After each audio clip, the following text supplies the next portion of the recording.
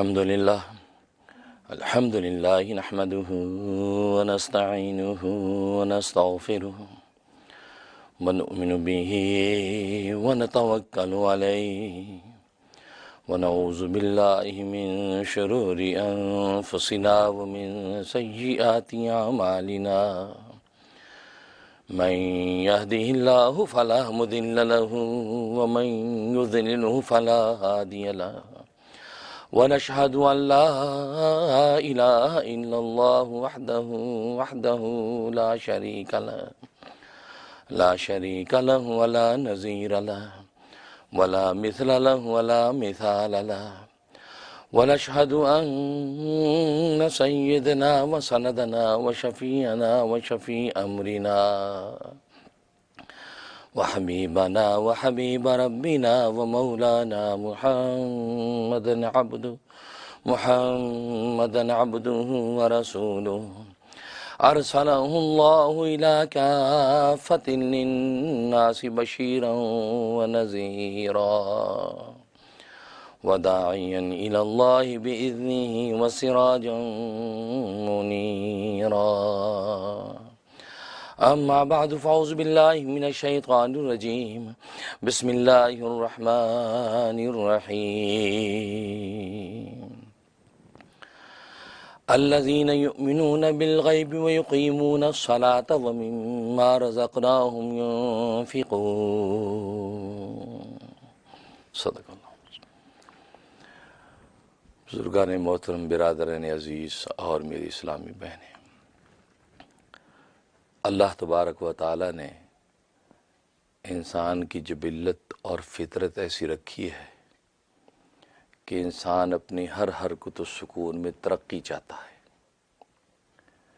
ہر انسان اپنے احوال اور کمال میں آگے سے آگے بڑھنا چاہتا ہے، اس لیے کہ ترقی عربی زبان کا لفظ ہے، اس کا معنی اوپر چڑھنا، بلند ہونا۔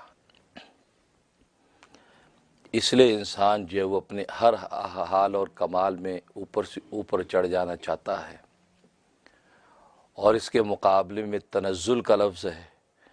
تنزل کا مطلب نیچے اترنا، یعنی پستی کی طرف آنا، اور کوئی بھی ذی شعور انسان اپنے حال اور کمال میں پست نہیں ہونا چاہتا، بھلے وہ زندگی کی کسی بھی شعبے کا انسان ہو۔ اگر ایک طالب علم ہے تو وہ علم کے میدان میں ترقی چاہتا ہے، ایک تاجر ہے تو اپنی تجارت کے میدان میں ترقی چاہتا ہے، ایک ملازم ہے تو اپنی ملازمت کے میدان میں ترقی چاہتا ہے۔ تو گویا کہ زندگی کا کوئی بھی شعبہ ہو، ہر انسان اس شعبے میں روز بروز اوپر سے اوپر بڑھنا چاہتا ہے، بلکہ انسان اپنے ذاتی حال اور کمال میں بھی ترقی چاہتا ہے۔ اگر اس کی ذات اور حال کے اندر کوئی کمال ہے تو وہ چاہتا ہے کہ اس میں بھی روز بروز میں ترقی کروں اور میرا کمال روز بروز بام عروج پر پہنچے۔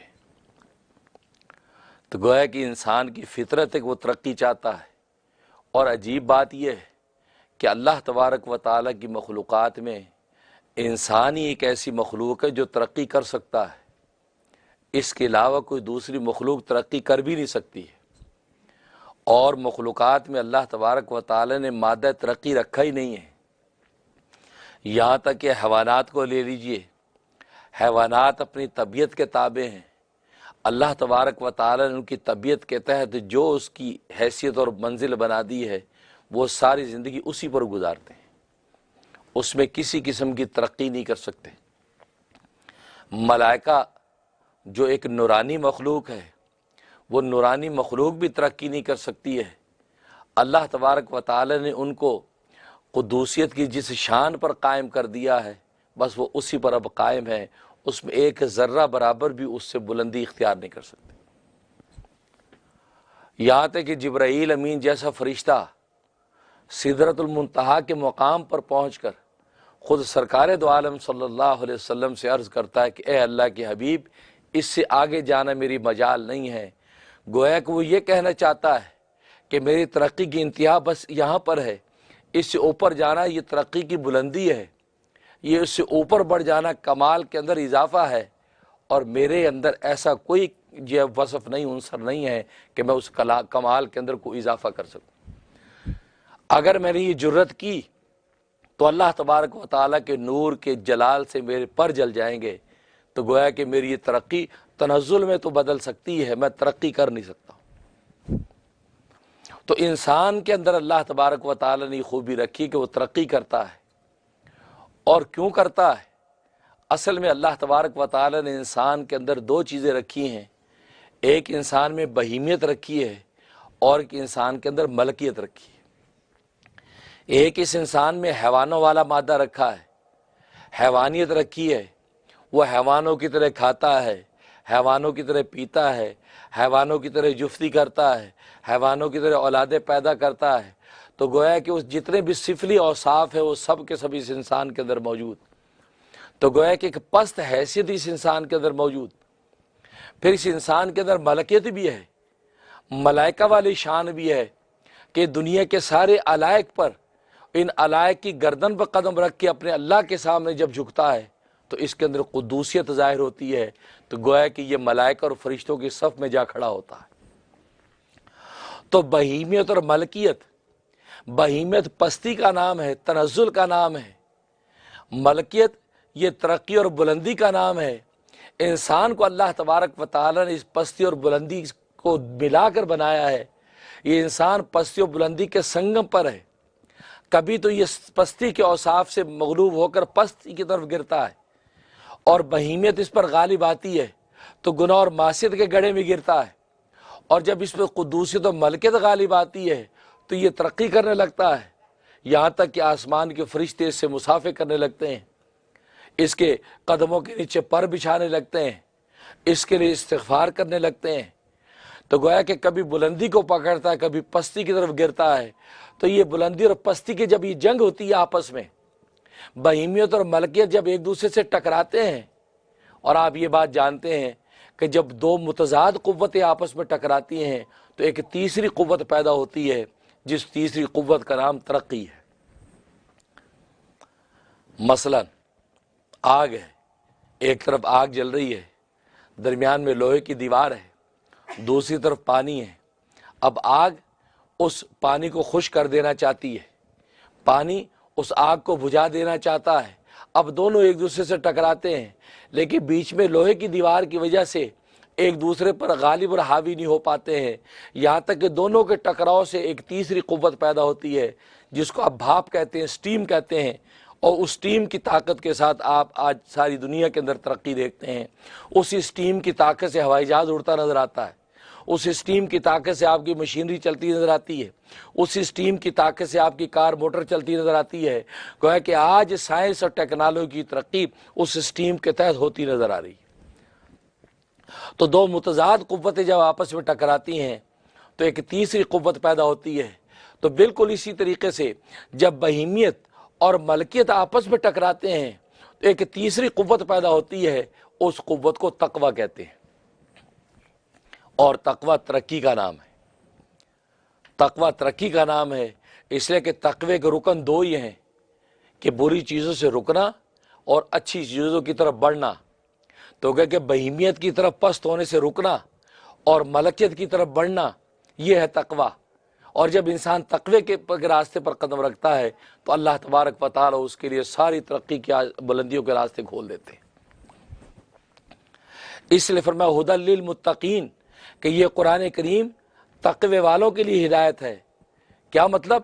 کہ یہ قرآن کریم وہ کتاب ہے، اس کا ایسا منشور ہے کہ انسان بہیمیت کی گردن پہ قدم رکھ کے ملکیت کی طرف بلند ہو سکتا ہے، اور اسی کا نام تقویٰ ہے۔ اور جب یہ راستہ اختیار کرے گا تو یہ متقین میں داخل ہو جائے گا، اور یہ تقوی والوں میں لکھ دیا جائے گا کہ یہ متقین میں سے ہے، اور تقوی والوں کے لیے کامیابیاں ہی کامیابیاں ہیں۔ اس لیے فرمایا ھدی للمتقین، کہ یہ قرآن کریم تقوی والوں کے لیے ہدایت ہے، کہ انسان تقوی کے راستے سے ترقی کرتا ہے۔ اور یہ وجہ ہے کہ ملائکہ کو متقی نہیں کہہ سکتے۔ ہاں، ملائکہ کو معصوم تو کہہ سکتے ہیں کہ وہ معصوم ہیں، عصمت کی شان ان کو حاصل ہے، لیکن ان کو متقی نہیں کہہ سکتے، اس لیے کہ متقی تو کہتے اس کو ہیں کہ جو گناہ سے بچ کے बहीमियत के वصف से अपने आप को बचा के मलकियत के रास्ते पर कदम रखता है, अच्छाई के रास्ते पे आगे बढ़ता है, तो गोया कि गुनाहों से बचने का जो एक वصف है वो इस इंसान के अंदर मौजूद है। और मलाइका के अंदर ऐसा कोई वصف नहीं है, वो तो सरापा इस्मत ही इस्मत है।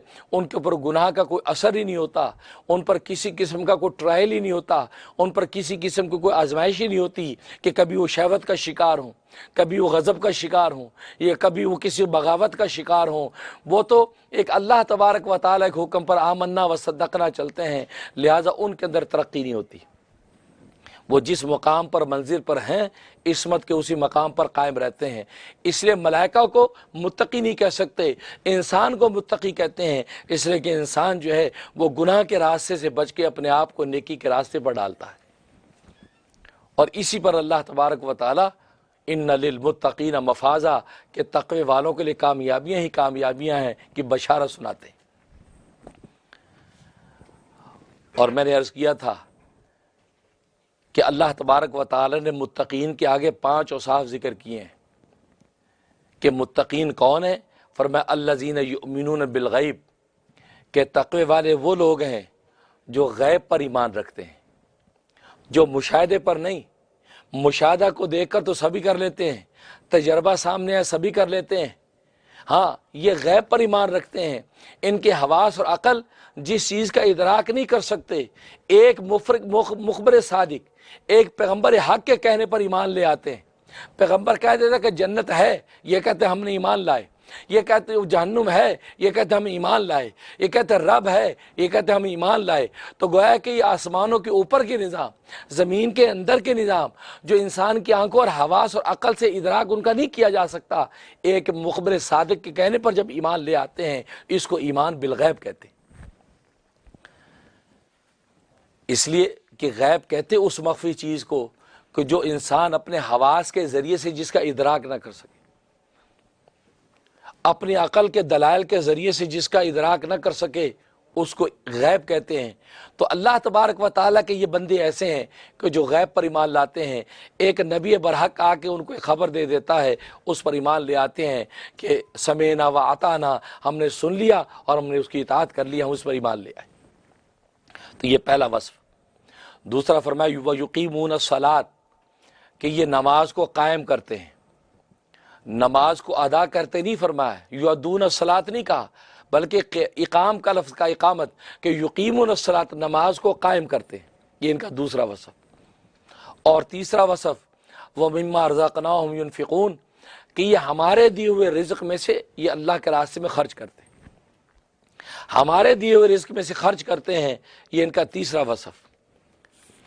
और चौथा वसफ़ फरमाया कि वल्लज़ीन युमिनून बिमा उनज़िला इलैका व मा उनज़िला मिन क़ब्लिक, और ये वही लोग हैं कि जो ईमान लाते उस पर, यानी उस कुरान पर, उस वही पर कि जो है पैगम्बर आपकी तरफ नाजिल की गई, और उस वही पर कि जो आपसे पहले नबियों पर नाजिल की गई, उस पर भी ईमान लाते का चौथा वसफ़। व बिल आखिरति हुम युक़िनून, और ये आखिरत ही पर ईमान रखते हैं, आखिरत ही पर यकीन रखते हैं। हालांकि आखिरत आँखों से नज़र नहीं आती, लेकिन मुखबिर सादिक के कहने पे कि आखिरत का मैदान बर्पा होगा, मैदान हशर होगा, मरने के बाद ज़िंदा होना है, अक़ीदा माद की तफसीलात ये हैं, तो ये उस पैगम्बर के कहने पे ईमान ले आते हैं कि आमन्ना व सद्दक़ना, ईमान ले उसकी तस्दीक कर दी कि हाँ वाकई मरने के बाद ज़िंदा होना है और आखिरत के मैदान में जमा होंगे। ये 5 वसफ़ जो है मुत्तकीन के अल्लाह तबारक व तआला ने बयान करती हैं। अब रहा ये सवाल कि ये 5 ही वसफ़ क्यों बयान किए, 6 क्यों नहीं कर दिए, 4 क्यों नहीं कर दिए? आखिर इस 5 की अदद में क्या राज है? क्योंकि ज़ाहिर है कि अल्लाह तबारक व तआला तो हकीम है, अल्लाह का कलाम तो हिकमत मबनी होता है। किसी न किसी हिकमत के तहत अल्लाह तबारक व तआला कहीं 4 और कहीं 5 जिक्र करते हैं। तो आदात का तयन ये भी हाकिम और हकीम की हिकमत पर मबनी होता है। तो अल्लाह तबारक व तआला ने यहाँ तक़वे वालों के 5 औसाफ जिक्र किए हैं, आखिर 5 ही जिक्र करने में क्या राज है? ये सवाल आप ज़रा समझ रहे हैं? उसका जवाब ये है कि असल में 5 का अदद अजीब है। 5 की अदद में एक अजीब कमाल अल्लाह तबारक व तआला ने रखा है कि इस 5 की अदद को اگر 5 کے ساتھ ملٹیپلائی کریں، ضرب کریں، تو یہ جتنی بھی لمبی رقم ہوتی چلی جائے یہ اس کا آخری عدد 5 ہی رہتا ہے، یہ 5 کبھی فنا نہیں ہوتا۔ 5 کو 5 سے ضرب دے کتنے بن گئے؟ 25، 5 اس میں موجود۔ اب 25 کو 5 سے ضرب دیں 125، 5 موجود۔ 125 کو 5 سے ضرب دیں، آخر میں 5 موجود۔ اسی طرح آپ کتنی بھی کیلکولیشن کرتے چلے جائیں، اربوں خربوں تک تو پہنچ جائے گا، لیکن 5 کا عدد کبھی فنا نہیں ہوگا۔ یہ 5 کے عدد میں یہ عجیب کمال ہے۔ تبھی تو اللہ تبارک و تعالی نے دین اسلام کے ارکان بھی 5 رکھے، دن رات کی نمازیں بھی 5 رکھی۔ یہ اللہ تبارک و تعالی ایسی نہیں 5 نمازیں رکھ دی، اس کے پیچھے حکمتیں ہیں، راز ہیں۔ ارکان اسلام 5 رکھے، اس کے پیچھے راز ہیں کہ 5 کا عدد ایسا ہے، ایسا کمال کسی دوسرے عدد میں موجود نہیں ہے، 5 کے اندر موجود ہے، 5 کا عدد فنا نہیں ہوتا۔ یہ اس بات کی طرف اشارہ ہے کہ یہ جو اوصاف متقین کے 5 ذکر کیے جا رہے ہیں، ان 5 میں سے بھی ایک بھی عدد کبھی فنا نہیں ہوگا۔ اگر یہ واقع متقین اور تقوی والے ہیں، یہ واقعتاً دیانتداری کے ساتھ تقوی کے مقام پر فائز ہیں، تو ان کے جو 5 اوصاف ہیں یہ ان کے مرتے دم تک قائم و دائم رہیں گے۔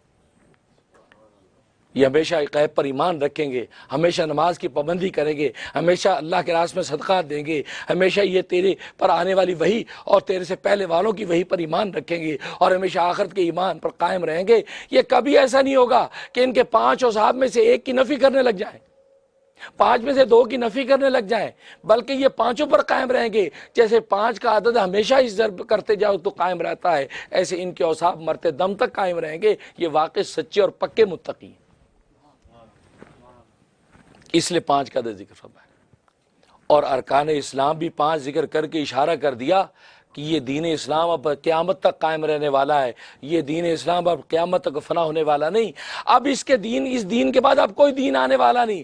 جیسے 5 کا عدد فنا نہیں ہوگا، آپ جتنا بھی ملٹیپلائی کرتے چلے جائیں، یہ دین اسلام دنیا کے کسی بھی زمانے میں آئے گا، دنیا کی کسی بھی خطے میں آئے گا، خواہ امریکہ کی بلند عمارتیں ہوں، خواہ پیرس کی روشنی ہوں، یا بنگلہ دیش کے دریا ہوں، یا پاکستان کے کھیت ہوں، یا سعودی عرب کے پہاڑ ہوں، مدینہ کے انوارات ہوں، مکہ کے جو روحانیات ہوں، تو گویا کہ دنیا کا کوئی بھی خطہ ہو، دین اسلام کے جو 5 ارکان ہیں یہ قیامت تک قائم اور دائم رہیں گے، اور اسلام کا پرچم بلند رہے گا۔ یہ اسلام اب ختم ہونے والا دین نہیں، اس لیے اب آخری دین ہے، اب اس کے بعد کوئی دین نہیں۔ ہاں، اس نے اپنے پہلے سارے دینوں کو مٹا دیا، منسوخ کر دیا، اب یہ دین اسلام دین حق ہے، اس لیے کہ ورضیت لکم الاسلام دینا، اللہ نے خود کہا کہ یہ دین اسلام میں نے تمہارے لیے خود پسند کیا۔ اور بادشاہوں کی بادشاہ کی پسند تو وہ پسندوں کی بادشاہ ہوتی ہے۔ 5 ارکان اسی رکھے، پھر 5 نمازیں رکھ دیں، 5 نمازیں رکھیں، اس لیے کہ آپ جانتے ہیں کہ نماز اصل عبادت حقیقت میں نماز ہی ہے، اور نمازیں بھی 5 رکھی، اور اشارہ کر دیا کہ یہ نماز کسی سے معاف ہونے والی نہیں۔ روزہ معاف ہو سکتا ہے، زکوٰۃ معاف ہو سکتی ہے، حج معاف ہو سکتا ہے، لیکن نماز کسی سے معاف نہیں۔ نماز ہر ایک کے سر پر قائم و دائم رہے گی۔ غریب آدمی ہے اس پر زکوٰۃ معاف ہو جائے گی، اگر کمزور بوڑھا ہے اور بیمار ہے اس پر روزہ معاف ہو جائے گا، اگر کوئی مفلس ہے اس پر حج معاف ہو جائے گا، لیکن نماز کسی پر معاف ہونے والی نہیں۔ نماز امیر پر بھی ہوگی، غریب پر بھی ہوگی، معذور پر بھی ہوگی، بیمار پر بھی ہوگی، صحت مند پر بھی ہوگی، مرد پر بھی ہوگی، عورت پر بھی ہوگی، ہر عاقل بالغ پر ہوگی۔ یہاں تک کہ کھڑے ہو کے نہیں پڑھ سکتے ہو تو بیٹھ کر پڑھ دو، بیٹھ کے نہیں پڑھ سکتے لیٹ کر پڑھ دو۔ جیسے 5 کا عدد اب ختم نہیں ہوگا، اب نماز کی فرضیت تمہارے سر سے کبھی ختم نہیں ہو سکتی۔ تم سب کو نماز پڑھنی ہے، اور نماز کی پوچھ تم نے ہونی۔ تو 5 نمازیں رکھ کے یہ اشارہ کر دیا کہ نماز اب کسی کو معاف نہیں۔ تو اس لیے تو کہتے ہیں، علماء نے لکھا کہ حقیقت میں عبادت تو نماز ہی کی عبادت ہے، باقی عبادتیں یہ تو مشروط عبادتیں ہیں۔ اگر مالدار ہے تو زکوٰۃ فرض، اگر طاقتور قوی ہے تو روزہ فرض، اگر صاحب استطاعت ہے تو حج فرض، لیکن نماز کسی امیر غریب کے فرق کے بغیر سب پر فرض۔ تو جیسے 5 کا عدد اب فنا نہیں ہوتا، اب نماز بھی کسی کو معاف نہیں، سب پر نماز لاگو رہے گی۔ تو دیکھیے، تو حقیقت میں جو عبادت ہے وہ نماز ہی ہے۔ اس لیے ایمان کے بعد فوراً فرمایا وہ یقیمون الصلاۃ، ایمان کے بعد سب سے عظیم شان عبادت نماز کی ہے، فرمایا نماز کو قائم کرتے۔ اقامت نماز، نماز کو قائم کرتے ہیں۔ اور عجیب بات یہ ہے کہ نماز صرف انسان نہیں بلکہ دنیا کی ہر مخلوق پڑھتی ہے، جمادات بھی، حیوانات بھی، اور جو ملائکہ بھی، دنیا کی ہر مخلوق جو ہے کسی بھی شعبے اور کیٹیگری کی وہ نماز پڑھتی ہے۔ وہ روزہ رکھے نہ رکھے، زکوٰۃ دے نہ دے، حج کرے نہ کرے، لیکن نماز سب مخلوق پڑھتی ہے۔ اور قرآن کریم میں اللہ تبارک و تعالیٰ فرما دیا کہ ہر مخلوق نے اپنی تسبیح اور نماز سیکھ لی ہے۔ علیم الصلاۃ و تسبیحہ، کہ ہر مخلوق نے اپنی نماز اور تسبیح سیکھ لی، گویا کہ ہر مخلوق نماز پڑھتی ہے۔ اور نماز کی عبادت کو اللہ تبارک و تعالیٰ نے پوری دنیا کی مخلوقات کے اندر ایک ایک رکن کر کے بانٹ دیا ہے۔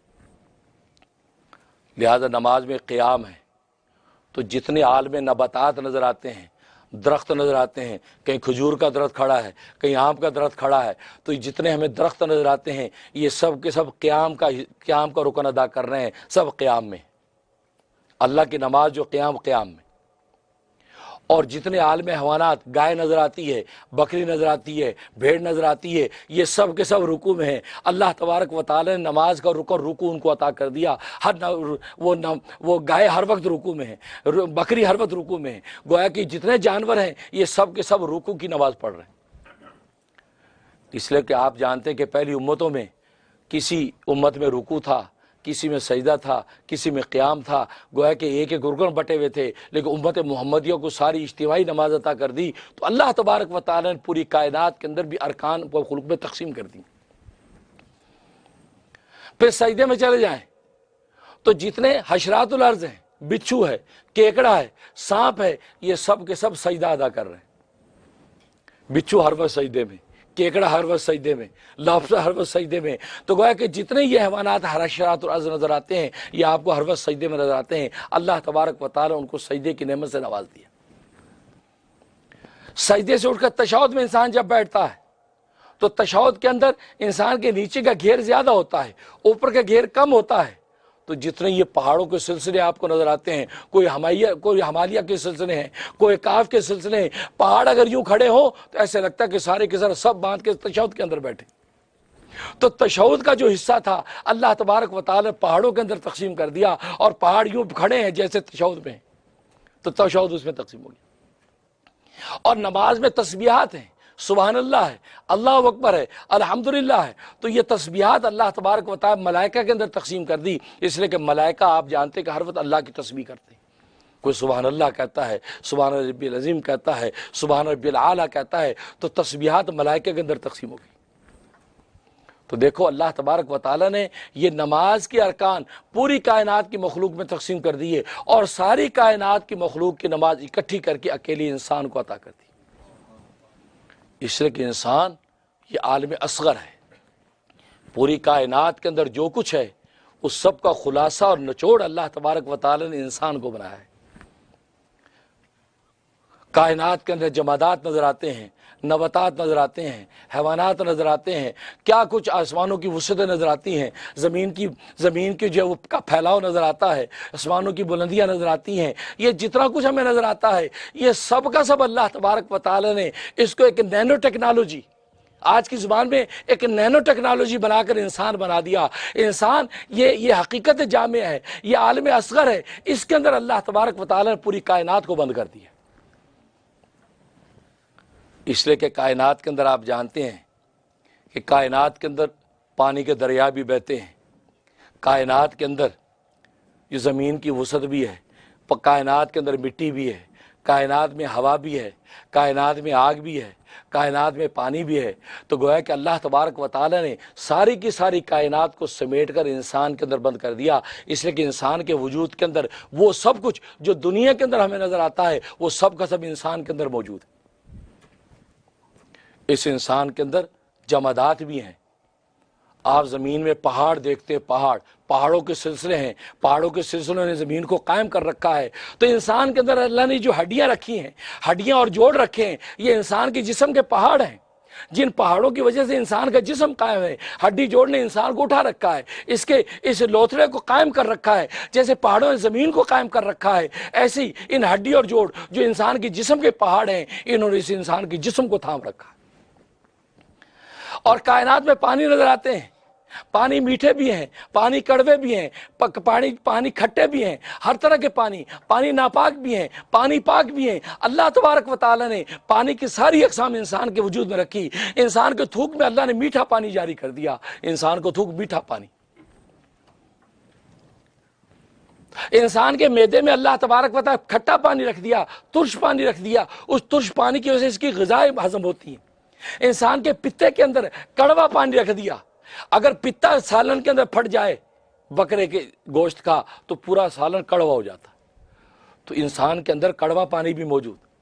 انسان کے مثانے کے اندر ناپاک پانی رکھ دیا، دنیا میں بھی ناپاک کا پانی ہمیں نظر آتے ہیں، انسان کے مثانے میں اللہ نے ناپاک پانی رکھ دی۔ تو دیکھا اللہ تبارک و تعالی نے جتنی پانی کی انواع کائنات میں نظر آتی ہیں وہ ساری کی ساری انواع خود انسان کے وجود کے اندر موجود۔ اس کائنات کے اندر زمین میں گھاس نظر آتی ہے، کہیں گھاس ہے، کہیں گھاس اگتی نہیں ہے، کہیں فصل ہے، کہیں فصل اگتی نہیں ہے۔ انسان کے وجود کو بھی اللہ نے ایسا بنایا، سر کو ایسا بنایا، وہاں اس کے بال اگتے ہیں، یہ بال اس کی گھاس ہے، اس کے جو گویا کہ اس کی فصل ہے، داڑھی اگتی ہے، اس کے جسم کے مختلف حصوں میں بال اگتے ہیں۔ گویا کہ زمین میں جیسے مختلف حصوں کی جگہوں پہ گھاس پھوس اور لہلہاتی فصلیں اگتی ہیں، ایسے انسان کے جسم میں بھی اللہ تبارک و تعالی نے ان بالوں کو پیدا کر دیا۔ جیسے فصل کاٹ دو پھر اگتی ہے، گھاس کاٹ دو پھر اگتی ہے، ان بالوں کو کاٹ دو پھر اگتے ہیں، ان کو کاٹ دو پھر اگتے ہیں۔ تو بالکل اسی طریقے سے انسان کے جسم میں بال رکھے، اور جیسے زمینوں کے اندر ایسی چٹیل زمینیں ہیں جہاں آپ کوشش کے باوجود بھی گھاس اگا نہیں سکتے، اسی طرح کی انسان کی ہتھیلیاں ایسی بنا دی یہاں آپ کوشش بھی کریں یہاں بال اگ ہی نہیں سکتے۔ وہ نمونے اللہ نے اس انسان کے اندر، اور اللہ نے آسمانوں میں چاند رکھا، سورج رکھا، ستارے رکھے، ساری قوت آسمانوں کے اندر رکھی ہیں۔ تو اللہ تبارک و تعالی نے ساری قوت آسمانوں میں رکھی، تو بالکل اسی طریقے سے خود انسان کے اندر بھی اللہ نے آسمان رکھا۔ یہ انسان کا یہ چہرہ یہ آسمان ہے، پاؤں اس کے زمین ہے، انسان کا چہرہ آسمان ہے۔ جیسے آسمان میں چاند بھی ہے، سورج بھی ہے، ستارے بھی ہیں، ساری بلندیاں ہیں، تو اللہ تبارک و تعالی نے اس کے چہرے کے اندر ساری طاقتیں رکھ دی، ساری طاقتیں اس کے چہرے کے اندر اللہ تبارک و تعالی رکھ دی ہیں۔ اس لیے کہ 5 حواس سے انسان چلتا ہے۔ انسان میں دیکھنے کی طاقت ہے، سننے کی طاقت ہے، بولنے کی طاقت ہے، انسان میں سونگھنے کی طاقت ہے، انسان کے اندر محسوس کرنے کی طاقت ہے۔ اللہ نے آنکھیں کہاں رکھی؟ چہرے میں رکھی۔ ناک کہاں رکھی؟ چہرے میں رکھی۔ زبان کا رکھی؟ چہرے میں رکھی۔ کان کا رکھا؟ چہرے میں رکھا۔ اور محسوس کرنے کی طاقت، حس کی طاقت جیسے پورے بدن میں رکھی ہے ویسے انسان کے چہرے میں بھی رکھی۔ چہرہ لگا کے بھی انسان ٹھنڈا گرم پتہ لگا سکتا ہے۔ چہرے پر ٹھنڈی ہوا پڑتی ہے تو لوگ کہتے ہیں یار بڑی سردی ہے، چہرے پر لو کی لپٹ لگتی ہے یار بڑی گرمی ہے۔ تو چہرے میں بھی احساس اللہ نے رکھا، جو اس پورے جسم میں بانٹی تھی وہ اس چہرے کے اندر بھی رکھی ہے۔ تو دیکھو آسمان کے اندر چاند سورج ہیں تو گویا کہ اس کی آنکھیں یہ اس کے چاند سورج ہیں۔ جیسے آسمان کی روشنی سے انسان چلتا ہے، انسان آنکھ کی روشنی سے دنیا میں چلتا ہے۔ تو دیکھو کائنات کے اندر جو کچھ ہے وہ سارا کا سارا انسان کے وجود میں آپ کو نظر آ رہا ہے۔ اس لیے تو کہتے ہیں یہ عالم اصغر ہے۔ اور قرآن کریم میں اللہ تبارک و تعالی یہ تو کہتے ہیں وفی انفسکم افلا تبصرون، کیا تم اپنے آپ کو نہیں دیکھتے ہو؟ اگر تم اپنے آپ کو دیکھ لو تو تم پوری کائنات کو دیکھ لو گے، اس لیے کہ تمہارے اندر پوری کائنات ہے، تمہارے اندر آسمان بھی ہے، زمین بھی ہے، تمہارے اندر گھاس پھوس بھی ہے، تمہارے ٹھنڈے میٹھے پانی بھی ہیں، چشمے بھی ہیں، گویا کہ ہر چیز، تمہارے اندر آگ بھی ہے، مٹی بھی ہے۔ اس لیے کہ انسان کے بدن کو آپ ہاتھ لگائیں تھوڑی دیر کے بعد آپ کو آگ محسوس ہونے لگی، آپ بدن گرم ہے۔ اگر وہ حد اعتدال سے بڑھ جائے آپ کا تیار بخار ہے آپ کو، تو گویا کہ انسان کے اندر آگ بھی موجود۔ اور اگر بہت دیر تک آپ یہ ملتے رہیں تو آپ کو واقعی اس کے اندر آگ نکلتی محسوس ہوتی ہے۔ یہ آگ کہاں سے آئی؟ انسان کے اندر آگ موجود، کیونکہ کائنات میں آگ ہے تو اس کے اندر بھی موجود، اس کے اندر پانی بھی موجود، اس میں مٹی بھی موجود۔ انسان اپنے ہاتھ کو رگڑتا ہے، تھوڑی دیر کے بعد مٹی جھڑنے لگے گی، بھئی یہ کہاں سے آئی؟ معلوم ہے کہ یہ انسان کی اصل تو ہے ہی مٹی۔ اس انسان کے اندر ہوا بھی موجود، جیسے دنیا کے اندر ہوا ایک ٹھنڈی ہوا ہے، ایک گرم ہوا ہے، ایک کڑوی میٹھی ہوا ہے، ایک پاک ہوا ہے، ایک ناپاک ہوا ہے، ایسے انسان کے وجود کے اندر بھی اللہ تبارک و تعالی نے ٹھنڈی ہوا رکھی۔ انسان باہر سانس چھوڑتا ہے تو گرم ہوا، اندر سانس کھینچتا تو ٹھنڈی ہوا، اندر کا سانس ٹھنڈی ہوا ہے، باہر کا سانس گرم ہوا ہے۔ اور جیسے کہ ناپاک ہوا انسان کے وجود میں پاک ہوا بھی رکھی، انسان کے وجود میں ناپاک ہوا بھی رکھی، منہ کی سانس کی ہوا پاک ہوا ہے اور ری خارج ہو جائے ناپاک ہوا ہے، تو گویا کہ ہوا کی جتنی قسمیں کائنات کے اندر موجود تھی اللہ تبارک و تعالی نے انسان کے وجود میں رکھی۔ اس سے تو کہا کہ اپنے آپ کو بھی اگر یہ کفار مشرکین دیکھ لیں تو پوری کائنات کا مطالعہ کر لیں گے، جب کائنات کا مطالعہ ہو جائے گا تو رب کائنات کو ڈھونڈنا ان کے لیے آسان ہو جائے گا۔ اللہ سے دعا ہے کہ اللہ تبارک و تعالی اپنے آپ کو دیکھ کر ہی سراغ زندگی مل جائے، پاجا سراغ زندگی، اپنے من بھی ڈوب کر پاجا سراغ زندگی۔ یہ مطلب ہے اپنے آپ کو دیکھا تو اپنے آپ کا جو خالق تھا وہ نظر آیا کہ واقعی میں کسی کا بنایا وہ ہوں، میں خود بنا نہیں ہوں، میری آنکھ کسی نے بنائی ہے، کوئی بنانے والا ہے، میری آنکھ پہ روشنائی کسی نے ڈالی ہے، کوئی ڈالنے والا ہے، میری زبان میں گویائی کسی نے ڈالی ہے، کوئی ڈالنے والا ہے۔ جب یہ تصور اس کو مل گیا، آنکھ بند کرنے پر اس کو وہ حقائق اس کے سامنے کھل گئے جو آنکھ کھول کر اس کو نظر نہیں آتے تھے، تو آنکھ کھولتے ہی کہے گا آمنا، اے اللہ میں تجھ پر ایمان لایا، اے اللہ میں تجھے مان لیا، ربنا ما خلقت ھذا باطلا، اے اللہ یہ کائنات تو نے بیکار پیدا نہیں کی، ساری کائنات تو نے میرے ایک وجود میں بند کر دی، میں اپنے آپ کو دیکھ کر تجھے پا گیا۔ یہ انسان کی حقیقت۔ تو اللہ تبارک و تعالی اس حقیقت واقعہ کو ادراک کرنے کی توفیق عطا فرمائے۔